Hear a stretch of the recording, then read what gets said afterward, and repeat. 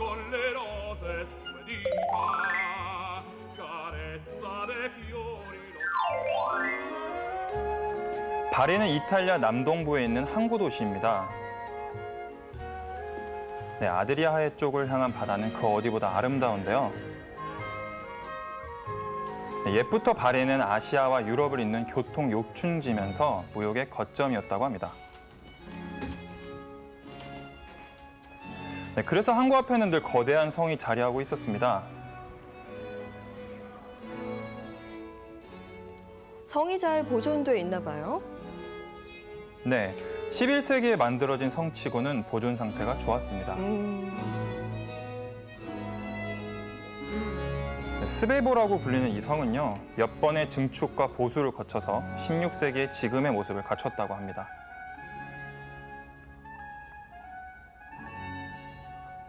네, 이탈리아는 이렇게 잘 보존된 유물, 유적들 덕분에요, 50개에 가까운 세계 문화유산을 갖고 있습니다.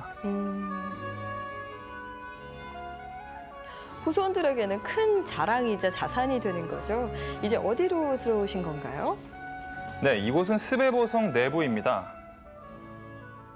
예, 성은 현재 박물관으로 활용되고 있었는데요. 네.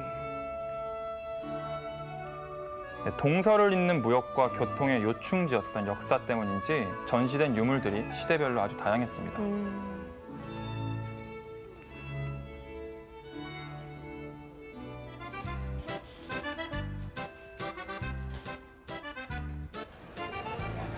예, 제가 만난 이탈리아 사람들은 낙천적이고 늘 웃는 얼굴이었습니다. 바리도 마찬가지였는데요. 예, 보시면 이 할아버지는 거리의 예술가가 아닙니다. 네, 하지만 흥에 겨워서 오페라를 부르시는 모습이요, 보는 사람들을 아주 즐겁게 만들더라고요.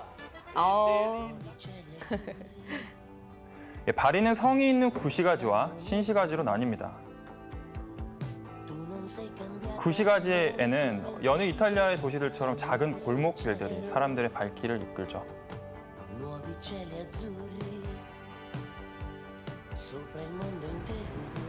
예, 특히 이처럼 골목길 집집마다 내건 빨래는요, 지저분하다기보다는 길거리의 그림의 소품처럼 아름답게 느껴졌습니다.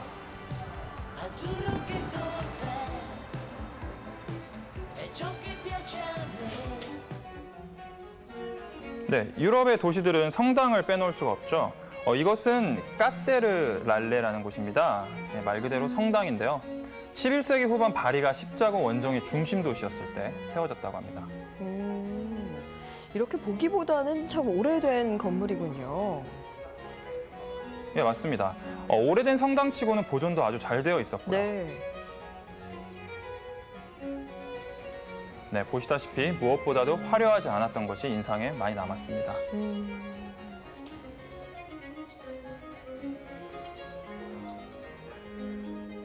네, 다른 성당에 비해서 바리의 성당은요, 검소하고 아주 절제된 아름다움을 느끼실 수 있습니다.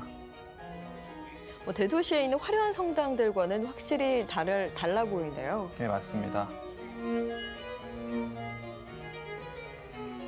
네, 이 성당 지하에는요, 죽은 어느 성녀의 미라를 전시하고 있을 정도로 역사가 깊었습니다.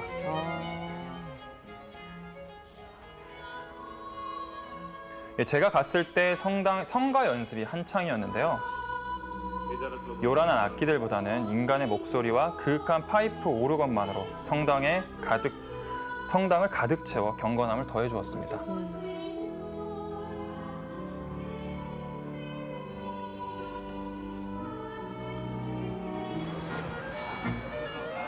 네, 이탈리아 하면 오랜 역사와 문화, 그리고 음식을 빼놓을 수가 없죠. 그래서 이번에는 바리에서 유명하다는 식당을 찾았습니다. 손님이 많은 것 같은데요. 역시 유명한 식당답네요. 네, 100년이 넘는 전통을 자랑하는 식당이어서인지요, 사람들이 아주 북적였습니다. 네, 주인의 양해를 구하고 조리실을 살짝 엿봤습니다. 이 집의 주 메뉴가 뭔가요? 네, 이탈리아 하면 파스타죠. 예, 역시 이것도 파스타인데요. 바리 근교는 토마토 산지로 아주 유명합니다. 네, 그래서 토마토를 이용한 파스타와 해산물로 만든 해산물 파스타가 손님들에게 인기라고 합니다. 아주 진한 토마토 국물이 보이는데 우리가 생각하는 그 파스타 면과는 종류가 좀 더 다양한 것 같네요. 네, 맞습니다. 긴 면이나 이제 저것처럼 짧은 것도 모두 다 파스타인데요. 바리 지역에선 특히 짧은 파스타를 즐겨 먹고 있었습니다.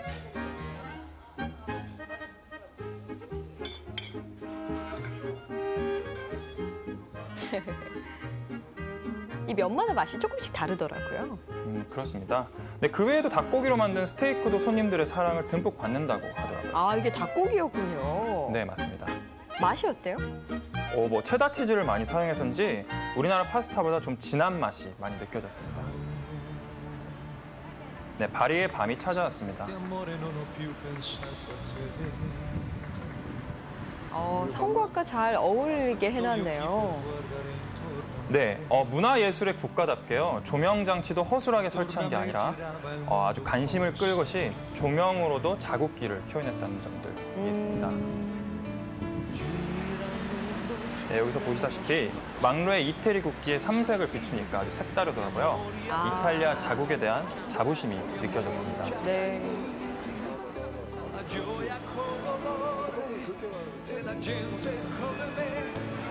유럽에 어딜 가나 빠질 수 없는 거리 예술가들이 여기도 보이네요.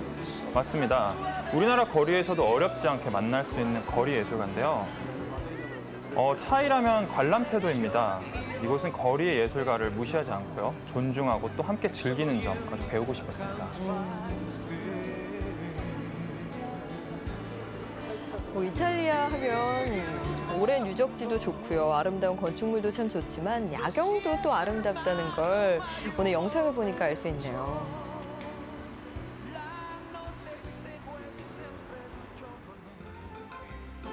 다음 날에는 이제 마테라로 가기 위해서요. 바리의 노르도역에 왔습니다. 바리에서 마테라까지는 기차로 1시간 반 정도 걸립니다. 기차가 그렇게 크진 않네요? 네. 저도 마테라가 그 지역에서 유명한 곳이라서 열차가 클 줄 알았는데요. 의외로 작아서 놀랐습니다.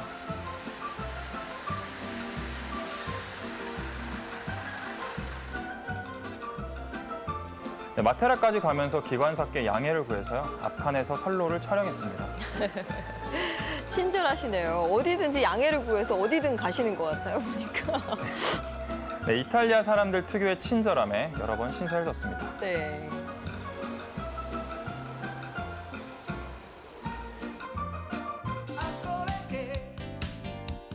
중앙역에서 나오면 바로 마테오티 광장입니다. 네, 목적지인 사시까지는 1km 남짓 걸어야 합니다. 사시가 무슨 뜻인가요? 네, 사시는 마테라에 있는 동굴 주거지를 말합니다. 동굴 주거지라 하면 뭐 이런 지하 동굴을 말씀하시는 건가요? 아니요, 뭐 이런 것도 말하지만 진짜 대장관이 남아있는데 잠시 뒤에 펼쳐질 겁니다.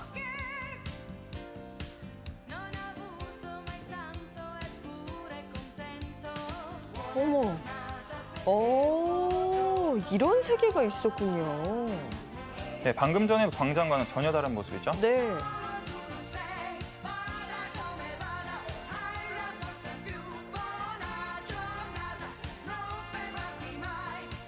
네, 19세기 가장 번성했던 마테라는요, 구시가지와 신시가지가 나뉩니다. 그중에서 사시가 있는 구시가지는 사람들에게 더욱 인기가 높습니다.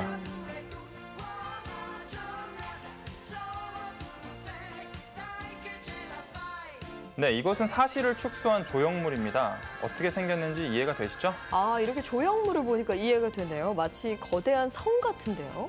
네, 맞습니다.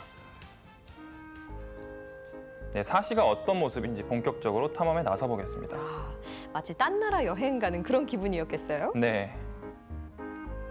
네, 회색빛 도시 사시는요, 해발 고도 433m의 아펜니노 산맥의 깊은 계곡에 있습니다.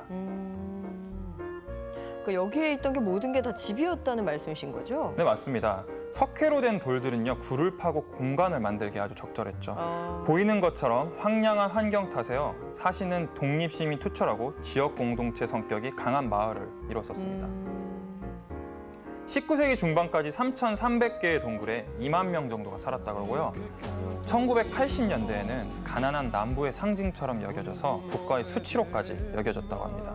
지금 봤을 땐 이렇게 아름다운 곳인데 그런 취급을 당했다니까 좀 믿기지가 않네요. 네, 이곳은 원래 저 동굴처럼 선사시대 사람들이 살던 동굴집이었습니다. 네, 그 후로 마을이 점점 커지면서요. 언덕 쪽으로 올라가게 되었고 더 많은 집을 짓거나 동굴 주거지가 만들어졌었습니다. 워낙 이런 마을 보기가 어렵잖아요. 정말 많은 분들이 이거 보려고 찾아오시겠어요. 네, 하지만 아시아인들은 거의 없고요. 주중에는 이제 일본인들이 참 많이 있습니다. 네, 보시다시피 좋은 경치가 있는 곳을 찾아서 많은 사람들이 스케치 여행을 옵니다. 여행의 목적이 많이 다양해진 것 같네요.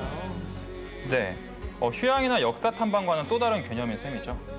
여긴 교회인가 보죠? 네, 11세기에 만들어진 아드리스 동굴 교회입니다. 이슬람교도들의 박해를 피해서 터키 사람들이 만들었다고 합니다. 국가의 수치로 여겨졌던 마테라가 다시 각광받기 시작한 건 언제부터인가요? 1986년 이후로요. 지금의 모습을 지키기 위한 법적 기반이 마련되었다고 하고요. 지방정부의 유네스코 등의 도움으로 매력적인 관광명소가 되었다고 합니다. 네. 지형 자체가 참 독특하네요. 네, 저 아래 그라비나 하천에 의해서 만들어진 곳이 사시인 거죠. 사시는 이제 예전의 사시가 아닙니다. 이곳에서 새로 짓는 건물은 주변과 어울리는 재료나 색을 써야만 건설이 가능할 정도로 달라졌습니다.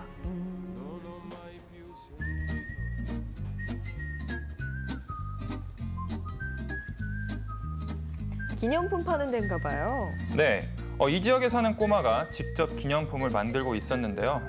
근데 돌들이 무른가 봐요. 저렇게 꼬마도 손쉽게 조각을 하는 거 보니까. 네, 이곳의 돌산은 아시다시피 부드러운 석회암으로 이루어져서 보시는 것처럼 거대한 암벽, 동굴, 군락이 가능했던 겁니다. 아, 이제야 좀 미스테리가 풀리는 것 같네요. 이것들을 다 꼬마가 만들었다는 거죠. 네. 어린아이가 직접 조각을 하는 거 보니까 아무래도 재능이 남다른가 봐요? 네, 만들기는 꼬마가 만들고 이제 판매는 다 엄마가 도와주고 있었습니다. 그랬군요. 네. 이게 다 꼬마가 만든 거라니까 믿기지가 않아요. 네, 사시의 대부분 기념품들은요, 석회암을 이용한 것들이 많습니다. 꼬마 아이처럼 직접 조각하거나 조각한 위에 색채를 입혀서 이곳만의 작품들을 만들어냅니다. 알록달록 예쁘네요.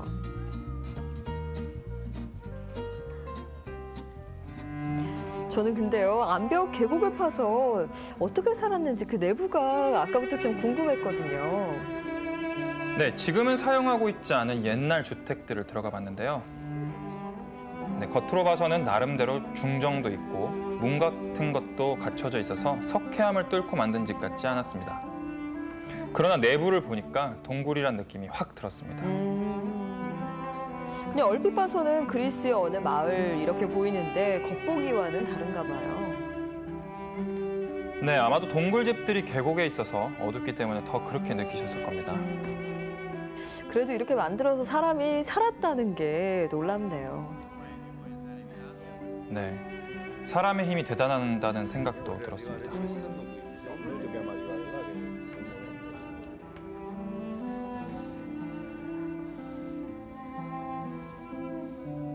어디를 걸어 올라가시는 거예요? 네, 마테라의 장관은 계곡에 있어서 일찍 찾아오는 야경입니다. 아, 낮에 본 것과는 또 다른 풍경이네요. 네, 낮에 봤던 황량함이 그리스의 어느 섬마을 같은 아늑함으로 그렇게 바뀌었죠.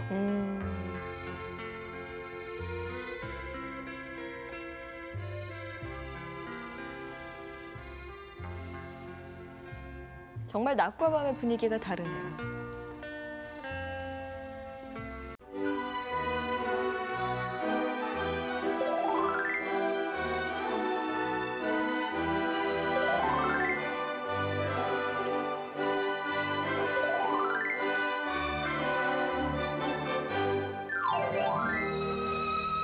네, 알베로벨로는 이탈리아 남부 도시 바리에서 1시간 정도 걸리는 곳에 있습니다. 이 도시는 사람들에게 동화 속의 도시로 알려져 있어서 가기 전부터 왠지 마음이 설렜습니다. 아까 백설공주에 나오는 그런 마을 같다 하셨는데 이게 세트장이 아니라 실제 마을이라는 거죠? 네, 맞습니다. 실제 사람들이 사는 마을인데요. 원추형 지붕을 가진 집 하나를 투룰로라고 부릅니다. 그 집들이 1000여 채 정도 모여서 지금의 마을을 형성했죠.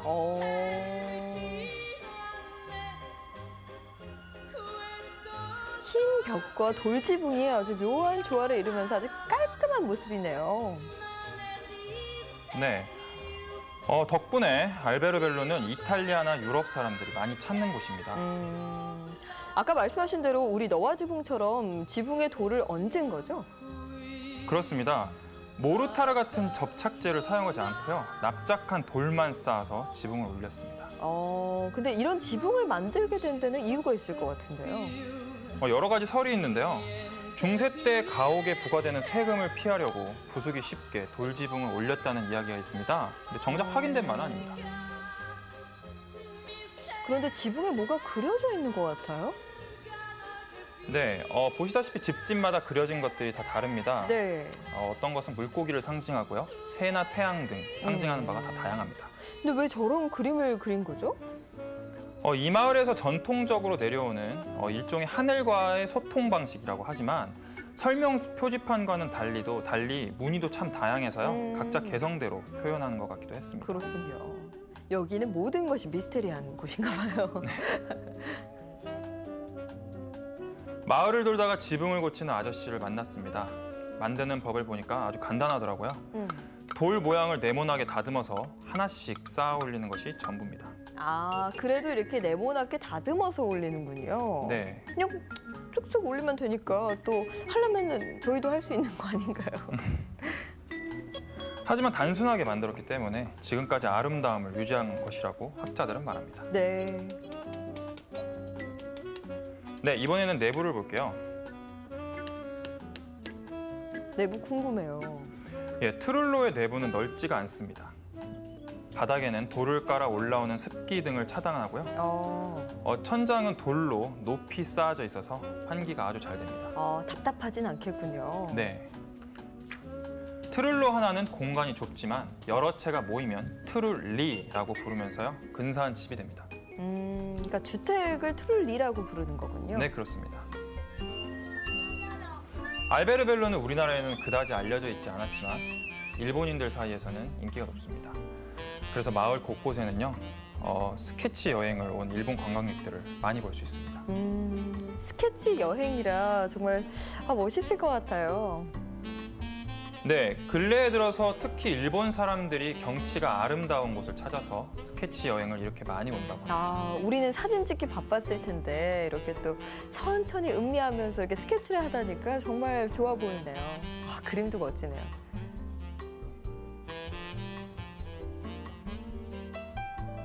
예, 트룰리는 두 지역으로 나뉩니다. 하나는 물건들을 파는 상가와 그리고 주택가인데요. 상가 쪽 벽은 온전하게 흰 벽으로 이렇게 되어 있습니다. 도시가 좀 특별하니까 기념품들도 특색이 있겠어요. 네, 말씀하신 대로입니다. 이곳의 기념품은 단연코 트룰로인데요. 크고 작은 것, 그리고 그 용도에 따라서 다양한 트룰로를 볼 수 있습니다.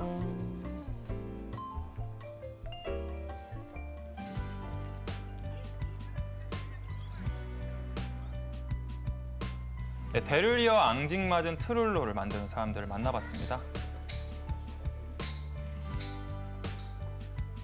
네, 지붕에 올리던 석회암을 그대로 사용해서 작은 트룰로를 만들고 있었는데요. 모형이군요.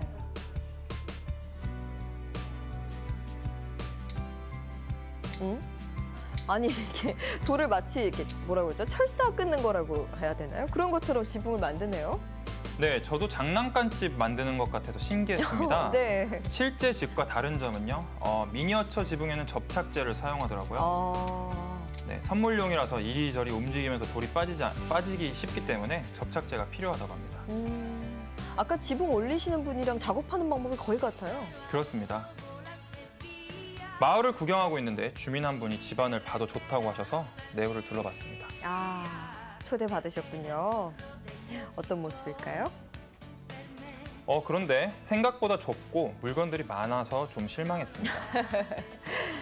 네, 알고 봤더니 아저씨가 작업실처럼 사용하는 한 칸짜리 트룰로였습니다. 그러니까 집이 아니었군요. 네. 여기가 진짜 아까 그 아저씨의 집인데요. 네. 트룰로 몇 채가 연결된 이것이 트룰리입니다. 아, 내부는 외부 공기가 잘 차단되어 춥지도 덥지도 않고 아주 아득했습니다. 정말 아늑한 분위기가 느껴지네요. 네, 이곳은 상가였던 몬티 지역과 다른 주거 지역입니다. 그래서 벽에 벽돌이 그대로 드러나 있는 것이 특징이고요. 아, 보시다시피 예전에 사용했던 우물의 흔적도 남아 있습니다. 오, 지금은 잠궈놨네요.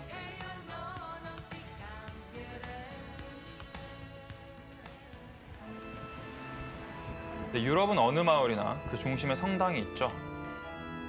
알베르벨로 또한 마찬가지입니다. 트룰리 수법으로 지어진 산 안토니오 교회인데요. 1926년에 지어졌다고 하는데 트룰로처럼 내부도 아주 단순했습니다.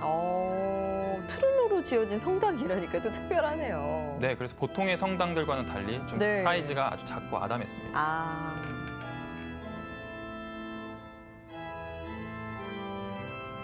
네, 알베르벨로에는 또 다른 성당이 있습니다. 네, 산타 메디치 코즈마 에타미아노 성당이라고요. 산타 메디치 성당으로도 불립니다.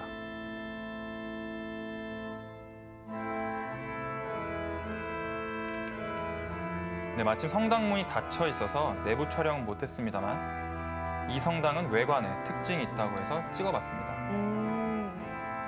뭐가 특징이에요? 네, 보시다시피 이 문에 새겨진 부조라고 하는데요. 네, 네. 성경 구절을 부조로 생생하게 표현한 작품이라고 합니다.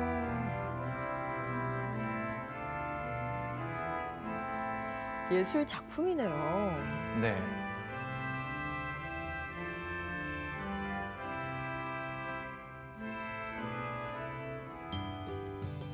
네, 트룰리가 형성되어 있는 알베르벨로는 자동차의 출입이 제한되어 있습니다. 네, 이 골목은 이곳에 거주하는 사람들만 차량 운행이 가능한데요. 그래서 많은 사람들이 기차를 타고 찾아오거나 이렇게 캠핑카를 이용해서 마을을 방문합니다. 자전거를 뒤에 한가득 싣고 가네요. 그렇습니다. 캠핑카를 보니까 가족 단위 이용객이 많아서요. 눈길을 끌었는데 자전거까지 싣고 다녀서인지 집 전체가 이동하는 그런 분위기였습니다. 유럽은 오토 캠핑장 시설 같은 게 잘 돼 있잖아요. 물론입니다. 수도와 전기 등 모든 시설이 잘 되어 있었죠. 네. 네, 유럽의 경우는 국경을 넘나들며 사람들이 여행하기 때문에요. 캠핑카가 특히 유용하다고 합니다. 그렇죠. 장기 여행할 때는 숙박비도 덜고요. 여러모로 좋을 것 같아요. 맞습니다.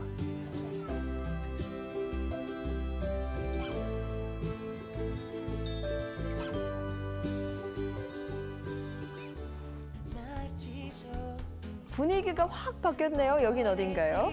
네, 이곳은 말이 필요 없는 도시, 그 유명한 피렌체인데요. 네, 그렇네요. 네, 19세기 중반 이탈리아 왕국의 수도였고요. 레오나르도 다빈치, 미켈란젤로, 그리고 보티첼리 등 르네상스 최고의 예술가의 걸작들이 도시 곳곳에 남아있어서 도시가 하나의 작품 같은 곳이죠. 예술가들에게는 꿈의 도시 같은 곳이잖아요. 네, 맞습니다. 그래서 아마추어 예술가들도 언젠가는 대가가 될 그런 것들을 꿈꾸는 곳이 피렌체인데요. 네. 우리에겐 냉정과 열정 사이라는 영화로도 아주 그렇죠. 소설로도 유명합니다. 그것 때문에 또 많이들 가시잖아요. 네. 하지만 가난한 배낭족에게는 조금 힘든 도시이기도 합니다. 네, 좋은 작품을 보려면 어딜 가나 돈을 지불해야 하기 때문인데요. 웬만한 작품이 아니면 이렇게 무료로 구경할 수 있는 작품으로 만족해야 하는 곳이 피렌체입니다. 그렇게 말씀하시니까 주머니가 두둑하지 않으면 가기 어렵겠는데 이런 걱정이 드는데요.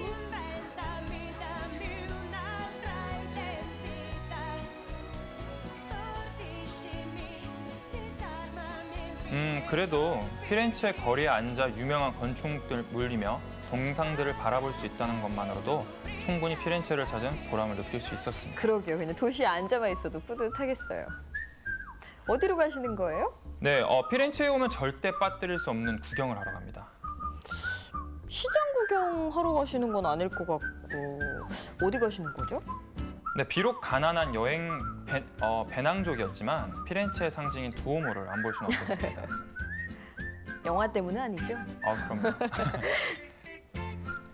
이른 아침 시각에 빼놓을 수 없는 것은 두오모 앞에 있는 세례당 건물에 새겨진 천국의 문입니다.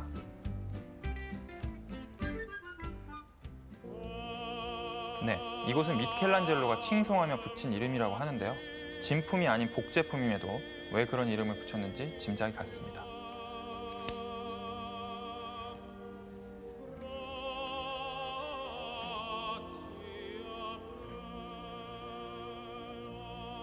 네, 도시 전체가 유네스코 문화유산으로 지정되어 있는 피렌체의 상징은 뭐니 해도 두오모인데요.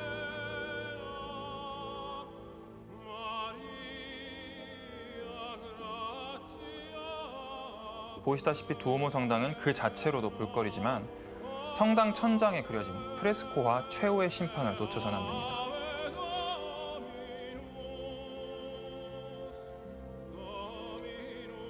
그래서 이렇게 천장 보시느라 누워 계시는 분들도 있고 목이 아프다고 하시는 분들도 있더라고요. 네, 맞습니다. 바사리가 그린 최후의 심판은요, 미켈란젤로의 성 베드로 성당 천장화를 보고 영감을 얻어 그렸다고 합니다. 근데 아래에서는 완벽하게 자세히 보이진 않죠? 그렇습니다. 제대로 프레스코화를 보기 위해서 밖으로 나왔습니다. 두오모의 천장을 쿠폴라라고 부르는데요. 그곳까지 오르려면 요금을 따로 지불해야 됩니다.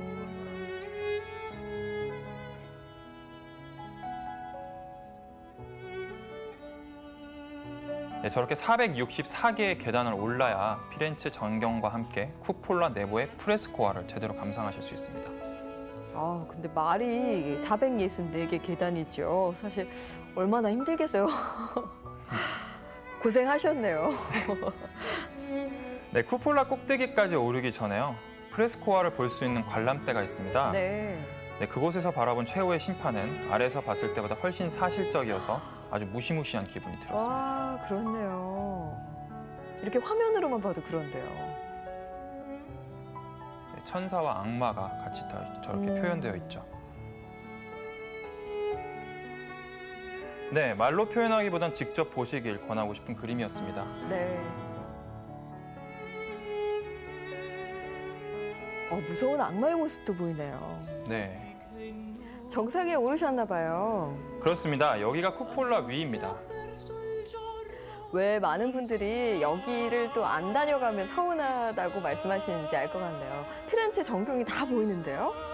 네, 맞습니다. 피렌체를 두고 꽃의 도시라고 말하는데요. 네. 피렌체의 지붕을 보면 붉게 물든 꽃이 연상되고요. 또 한편으로는 지붕들이 장미색을 띠고 있어서 꽃의 도시라고 불린다고 합니다.